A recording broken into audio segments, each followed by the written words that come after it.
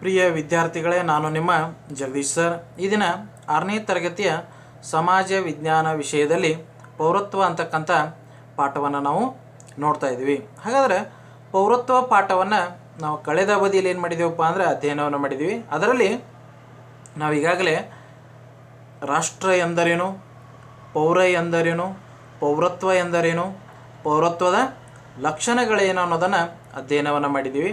ಹಾಗಾದರೆ ಪೌರತ್ವ ಎಂದರೇನು? ಪೌರತ್ವ ಅಂದರೆ ಏನಪ್ಪ ಅಂದ್ರೆ ಒಂದು ದೇಶದ ಸದಸ್ಯತ್ವವನ್ನು ಪಡೆದುಕೊಳ್ಳೋದಕ್ಕೆ, ಏನಂತ ಕರಿತೀವಿ ನಾವಪ್ಪ ಅಂದ್ರೆ ಪೌರತ್ವ ಅಥವಾ ನಾಗರಿಕತ್ವ ಅಂತ ಕರಿತೀವಿ. ಹಾಗಾದರೆ ಈ ಪೌರತ್ವ ಪಡೆಯುವ ವಿಧಾನಗಳ್ಯಾವ? ಪೌರತ್ವವನ್ನು ಪಡಿತಕ್ಕಂಥ ವಿಧಾನಗಳ್ಯಾವ? ಇಲ್ಲಿ ಭಾರತದ ಪೌರತ್ವವನ್ನು ಪಡಿಬೇಕಾದ್ರೆ, ಭಾರತದ ನಾಗರಿಕತೆ ಅಥವಾ ಪ್ರಜೆ ಆಗಬೇಕಾದ್ರೆ ಇಲ್ಲಿ ಕೆಲವು ವಿಧಾನಗಳಿದವು. ಆ ವಿಧಾನಗಳನ್ನು ಅನುಸರಿಸಿ ನಾವು ಪೌರತ್ವವನ್ನು ಪಡಿಬೋದು. ಮೊದಲನೇದಾಗಿ ನೋಡೋಣ, ಜನನದ ಮೂಲಕ. ಯಾವುದರ ಮೂಲಕ ಪೌರತ್ವವನ್ನು ಪಡಿತಾರಪ್ಪ ಅಂದರೆ ಜನನದ ಮೂಲಕ. ಯಾವುದೇ ವ್ಯಕ್ತಿ ತಾನು ಯಾವ ದೇಶದಲ್ಲಿ ಜನಿಸುತ್ತಾನೋ ಅಥವಾ ಜನಿಸುತ್ತಾಳೋ ಅವರು ತಾನು ಜನಿಸಿದ ದೇಶದ ಪೌರತ್ವವನ್ನು ಪಡೆದುಕೊಳ್ಳುತ್ತಾರೆ. ಅಂದರೆ ಏನಪ್ಪ ಅಂದರೆ ಜನನದ ಆಧಾರವಾಗಿಟ್ಕೊಂಡು ಪೌರತ್ವವನ್ನು ಪಡೆದರು. ಅಂಥವರಿಗೆ ತಂದೆ ತಾಯಿ ಯಾವ ರಾಷ್ಟ್ರದವರೆಂದು ಪರಿಗಣಿಸದೆ ಯಾವುದೇ ರಾಷ್ಟ್ರದವರು ಇರ್ಬೋದು. ಹೀಗಾಗಿ ಆ ಮಗು ಇಲ್ಲೇ ಜನಿಸಿತ್ತಂದ್ರೆ, ಭಾರತದಲ್ಲಿನ ಜನಿಸಿತ್ತಂದ್ರೆ ಭಾರತದ ಪೌರತ್ವವನ್ನು ಪಡ್ಕೋತಾರೆ. ಇದಕ್ಕೆ ಜನನವೇ ಮುಖ್ಯ ಆಧಾರ ಅನ್ನೋದು ನೋಡ್ತೀವಿ. ಉದಾಹರಣೆಗಾಗಿ ಜನವರಿ 26, 1950 ಅಥವಾ ನಂತರ ಭಾರತದಲ್ಲಿ ಜನಿಸಿದವರು ಭಾರತದ ಪೌರತ್ವವನ್ನು ಪಡ್ಕೋತಾರೆ. ಯಾಕಪ್ಪ ಜನವರಿ 26, 1950 ಈ ಜನನದ ಕಾರಣ ಏನಪ್ಪ ಅಂದ್ರೆ ಆ ದಿನ ನಮಗೆ ಸಂವಿಧಾನ ಜಾರಿಗೆ ಬಂದಂಥ ದಿನ.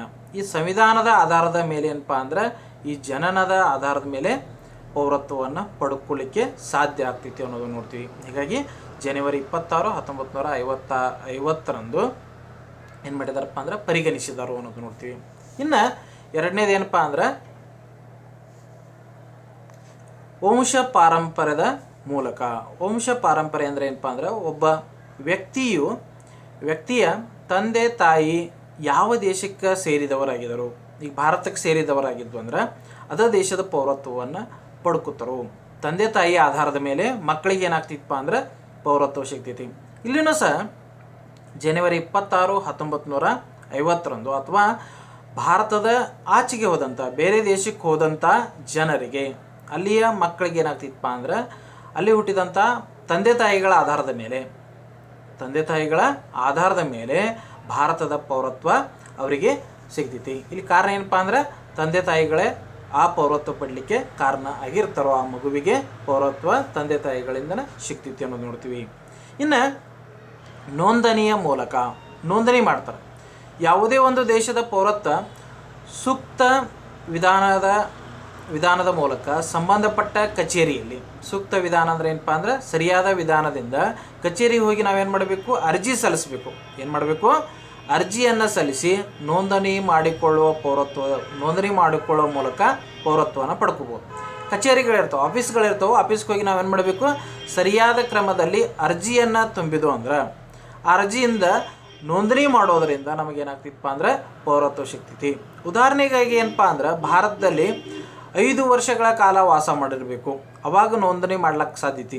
ಇಲ್ಲಂದ್ರೆ 1 ವರ್ಷ ಬೇರೆ ದೇಶದವ್ರು ಬಂದು ಇಲ್ಲಿ ನಿಂತರು ಅವಾಗ ಸಾಧ್ಯನೇ ಇಲ್ಲ. ಅಥವಾ 2 ವರ್ಷ ನಿಂತರು, 4 ವರ್ಷಕ್ಕೆ ನಿಂತರು, ಕನಿಷ್ಠ 8 ವರ್ಷ ನಿಲ್ಲಬೇಕು. 5 ವರ್ಷ ಇಲ್ಲಿ ಭಾರತದಲ್ಲಿ ವಾಸವಾಗಿರಬೇಕು, ಅವಾಗ ನಾವು ನೋಂದಣಿ ಮಾಡೋಕ್ಕೆ ಸಾಧ್ಯತೆ. ನೋಂದಣಿಯನ್ನು ಮಾಡ್ಬೋದು. ಕಚೇರಿಗೆ ಹೋಗಿ, ಸಂಬಂಧಪಟ್ಟಂಥ ಕಚೇರಿಗೆ ಹೋಗಿ ನಾವೇನು ಮಾಡ್ಬೋದು, ನೋಂದಣಿ ಮಾಡಿ ಈ ಭಾರತದ ಪೌರತ್ವವನ್ನು ಪಡಿಬೋದು. ಭಾರತದ ಪೌರತ್ವವನ್ನು ನಾವು ಪಡಿಬೋದು ಅನ್ನೋದು ನೋಡ್ತೀವಿ. ಯಾವುದರ ಆಧಾರದ ಮೇಲೆ? ನೋಂದಣಿ ಆಧಾರದ ಮೇಲೆ ರಿಜಿಸ್ಟರ್ ಮಾಡಬೇಕು. ಇನ್ನು ಒಂದು ದೇಶದೊಂದಿಗೆ ಇನ್ನೊಂದು ದೇಶದ ಭೂಭಾಗ ಸೇರ್ಪಡೆಗೊಂಡ್ರೆ, ಒಂದು ದೇಶದೊಂದಿಗೆ ಮತ್ತೊಂದು ಭೂಭಾಗ ಅಂದರೆ ಬೇರೆ ಭೂಪ್ರದೇಶ ಸೇರಿಕೊಂಡದ್ದೇ ಆದರೆ ಭಾರತದ ಪೌರತ್ವ ಆ ದೇಶದ ಯಾವ ಭಾಗ ಸೇರಿರ್ತೈತಲ್ಲ ಭಾರತಕ್ಕೆ, ಅಥವಾ ಆ ಯಾವ ಭಾಗಕ್ಕೆ ಅದು ಸೇರಿರ್ತೈತಲ್ಲ ಆ ಭಾಗದ ಪೌರತ್ವ ಸೇರ್ತೈತಿ. ಹೆಂಗಪ್ಪ ಅಂದ್ರೆ ಹೆಂಗೆ ಸೇರ್ತೈತಿ ಭಾರತಕ್ಕೆ ಪೌರತ್ವ? ಆ ಭಾಗ ಹೆಂಗೆ ಸೇರ್ತೈತಪ್ಪ ಅಂದ್ರೆ ಒಂದು ಯುದ್ಧಗಳ ಆಧಾರದ ಮೇಲೆ, ಯುದ್ಧಗಳಿಂದ ಏನಾಗ್ತಿತ್ತಪ್ಪ ಅಂದರೆ ಯುದ್ಧಗಳಿಂದ ಗೆಲ್ಲೋದ್ರಿಂದ ಆ ಭೂಭಾಗ ಏನೈತಿ ಆ ದೇಶಕ್ಕೆ ಸೇರಿದಾಗ, ಅಥವಾ ಒಂದೊಂದು ದೇಶಗಳು ಸ್ವನಿರ್ಧಾರದಿಂದ ಮತ್ತೊಂದು ದೇಶಕ್ಕೆ ಸೇರ್ಪಡೆ ಆಗ್ತಾವೆ. ಸ್ವ ಇಚ್ಛೆಯಿಂದ ಏನು ಮಾಡ್ತಾವಪ್ಪ ಅಂದರೆ ದೇಶಗಳು ಸೇರ್ತವೆ. ಸೇರ್ಪಡೆ ಆಧಾರದ ಮೇಲೂ ಪೌರತ್ವ ಸಿಗ್ತೈತಿ. ಇವು 4 ವಿಧಾನಗಳು. ಒಂದು ಜನನ, ವಂಶ ಪಾರಂಪರ, ನೋಂದಣಿ, ಇನ್ನು ಭೂಭಾಗ ಸೇರಿಕೊಳ್ಳೋದರಿಂದ, ಬೇರೆ ದೇಶದ ಭೂಭಾಗ ನಮ್ಮ ದೇಶಕ್ಕೆ ಸೇರಿಕೊಳ್ಳೋದರಿಂದ ಇವು ಏನಪ್ಪ ಅಂದ್ರೆ ಸೇರ್ಪಡೆ ಪೌರತ್ವ ಪಡೆಯುವ ವಿಧಾನಗಳು 4. ಇನ್ನು ಪೌರತ್ವವನ್ನು ಕಳೆದುಕೊಳ್ಳುವ ವಿಧಾನ. ಪೌರತ್ವವನ್ನು ಹೇಗೆ ಕಳೆದುಕೊಳ್ತಾವೆ? ಕೆಲವೊಂದು ಈಗ ನಮ್ಮ ದೇಶದ ಪೌರತ್ವವನ್ನು ಪಡೆದುಕೊಂಡಿದ್ರಂದ್ರೆ ಅದನ್ನು ಹೆಂಗೆ ಕಳ್ಕೊತಾರೆ? ಕೆಲವೊಂದು ವಿಧಾನಗಳಿದಾವೆ. ಹೆಂಗಪ್ಪ ಅಂದ್ರೆ ಪರಿತ್ಯಾಗ. ಯಾವುದೇ ಭಾರತೀಯ ಪೌರ ಮತ್ತೊಂದು ರಾಷ್ಟ್ರದ ಪೌರತ್ವ ಸ್ವಇಚ್ಛೆಯಿಂದ ಅವನ ಇಚ್ಛೆಯಿಂದ ನೋಂದಣಿ ಮಾಡಿದ್ದೇ ಆದರೆ, ಪ್ರಕಟಿಸಿದ್ದೇ ಆದರೆ ಭಾರತದ ಪೌರತ್ವವನ್ನು ತ್ಯಾಗ ಮಾಡ್ಬೋದು. ಹೆಂಗಪ್ಪ ಅಂದ್ರೆ, ಈಗ ನಾನು ಉದಾಹರಣೆ ತಗೋರಿ, ಅಮೇರಿಕಾಗೆ ಹೋಗಿ ನಾನು ಅಲ್ಲಿ ಸ್ವಇಚ್ಛೆಯಿಂದ ಅಲ್ಲಿ ನೋಂದಣಿ ಮಾಡಿನು, ನಾನು ನಿಮ್ಮ ದೇಶದ ಪೌರತ್ವವನ್ನು ಪಡ್ಕೊಳ್ಳಿಕ್ಕೆ ನೋಂದಣಿ ಮಾಡಿದ್ದೇನೆ ಅಂತ ಹೇಳಿದಾಗ, ಅವಾಗ ನೋಂದಣಿಯನ್ನು ಅಕ್ಸೆಪ್ಟ್ ಮಾಡಿರಂದ್ರೆ, ಸ್ವೀಕರಿಸಿದಂದ್ರೆ ಭಾರತ ಪೌರತ್ವವನ್ನು ನಾವು ಇಲ್ಲಿ ತ್ಯಾಗ ಮಾಡುವುದು. ನಾನು ಅಮೇರಿಕಾ ಪೌರತ್ವವನ್ನು ಪಡೆದುಕೊಳ್ಳಬಹುದು. ಇದು ಪರಿತ್ಯಾಗ.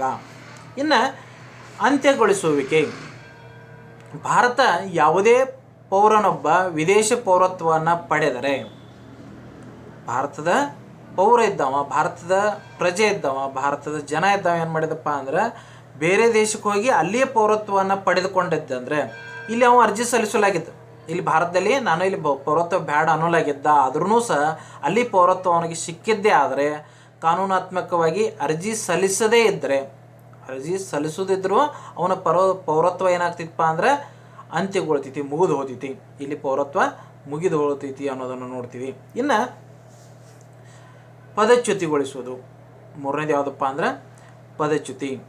ಯಾರಾದರೂ ವ್ಯಕ್ತಿ ವಂಚನೆ ಮಾಡಿದ್ರಂದ್ರೆ, ದೇಶದ್ರೋಹ ಮಾಡಿದ್ರಂದ್ರೆ, ಭಯೋತ್ಪಾದನೆ ಮಾಡಿದ್ರಂದ್ರೆ, ಏನಾದರೂ ದೇಶಕ್ಕೆ ಕೆಟ್ಟ ಕೆಲಸ ಮಾಡಿದ್ರಂದ್ರೆ, ಅಥವಾ ದೇಶದಿಂದ ವಂಚನೆ ಏನಾದರೂ ದುಡ್ಡು ಆಗಲಿ ಏನಾದರೂ ಕಸಿದುಕೊಂಡಿದ್ರೆ ದೇಶದಿಂದ, ಅಥವಾ ದೇಶದ ವಿರೋಧಿ ಚಟುವಟಿಕೆಯಲ್ಲಿ ಭಾಗವಹಿಸಿದ್ರೆ, ಅಥವಾ ಸಂವಿಧಾನಕ್ಕೆ ಅವಿಧೇಯನಾಗಿದ್ರೆ, ಸಂವಿಧಾನಕ್ಕೆ ಅಪಮಾನ ಮಾಡಿದ್ದಂದ್ರೆ, ಭಾರತ ಸರ್ಕಾರ ಏನು ಮಾಡಿದಿಪ್ಪ ಅಂದ್ರೆ ಅವನ ಬಲವಂತವಾಗಿ ರದ್ದು ಮಾಡ್ತೈತಿ. ಅವನ ಪೌರತ್ವ ಏನು ಮಾಡ್ತಿತ್ತಪ್ಪ ಅಂದ್ರೆ ಬಲವಂತವಾಗಿ ರದ್ದು ಮಾಡ್ತೈತಿ ಅನ್ನೋದು ನೋಡ್ತೀವಿ. 1ನೇದು ಯಾವುದಪ್ಪ ಅಂದ್ರೆ ಇಲ್ಲಿ 1ನೇದು ಪರಿತ್ಯಾಗ, ಕಳೆದುಕೊಳ್ಳೋದು. ಭಾರತದ ಪೌರತ್ವವನ್ನು ಕಳೆದುಕೊಳ್ಳುವ ವಿಧಾನಗಳು ಯಾವತ್ತಪ್ಪ ಅಂದ್ರೆ ಪರಿತ್ಯಾಗ, ಅಂತ್ಯಗೊಳಿಸುವಿಕೆ, ಪದಚ್ಯುತಿ. ಇಷ್ಟೇನಪ್ಪ ಅಂದ್ರೆ ಪೌರನೀತಿಯ ಈ ಪೌರತ್ವ ಅಂತಕ್ಕಂಥ ಪಾಠವನ್ನು ನಾವು ಈ ಅವಧಿಯಲ್ಲಿ ಏನು ಮಾಡಿದ್ದೀವಪ್ಪ ಅಂದ್ರೆ ನೋಡಿದ್ದೀವಿ. ಇನ್ನು ಮುಂದಿನ ಪಾಠವನ್ನು ಮುಂದಿನ ಅವಧಿಯಲ್ಲಿ ನೋಡೋಣ ಅಂತ ಹೇಳ್ತಾ ಧನ್ಯವಾದಗಳು.